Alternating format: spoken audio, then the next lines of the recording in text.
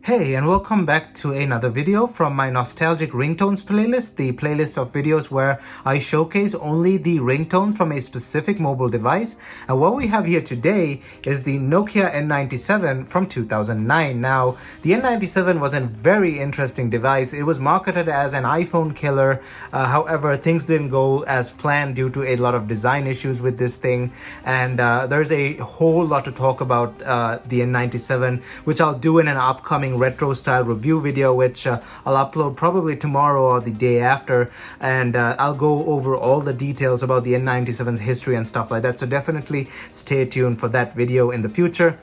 However, today we'll be going over all the ringtones on the Nokia N97, and we'll be discussing a bit of history before that as well. But firstly, before jumping right in, don't forget to smash that like button down below, as it helps this video get on YouTube's algorithm. And also don't forget to hit that subscribe button down below and ring that bell notification button so you're notified whenever I upload a new video. Some people have been telling me that my videos have been not recommended to them due to YouTube's algorithm being weird or whatever. So don't forget to hit that bell notification button so you're notified instantly whenever I upload a new video. Also, don't forget to leave a comment down below or a question. I can answer your question, or we can start a discussion down below. Do you own an N97? Did you own one at some point in the past? Do you want to get one for your collection? Whatever, let me know down below. My social media is linked down in the description below as well, which includes Instagram, Discord, and Twitter. And now let's jump right into this video. So as usual, I'll be starting off with a bit of history, and if you don't want to hear the history, the slider bar is segmented into many portions. You can skip straight to the ringtone section if you don't want to hear the history portion of this. However, for the history portion, let's start off with the N97's initial sort of slogan was the iPhone killer. It was not an official slogan, but it was marketed as a iPhone killer, but that turned out to be not the case, as initially this thing was praised for its design, its build quality, and all that stuff. However, as time went on, people realized this phone is really slow, it's laggy, it has a lot of issues, and that kind of stemmed from it not having enough RAM. The camera cover also, which also Nokia admitted later, this sliding mechanism actually scratches the camera glass, as you can see there. Mine has a small scratch as well, but it used to scratch the glass when slid up and down. Mine isn't that affected by these issues, so I kind of got lucky here. However, I've seen N97s online with the worst of the worst, that the issues of that this phone faced with the scratches on the camera, the slide up mechanism sort of mechanism there also sometimes did not automatically engage the auto rotate, and it had a few other issues as well, mainly with performance and stuff like that. That's because the phone's RAM wasn't enough and all that stuff.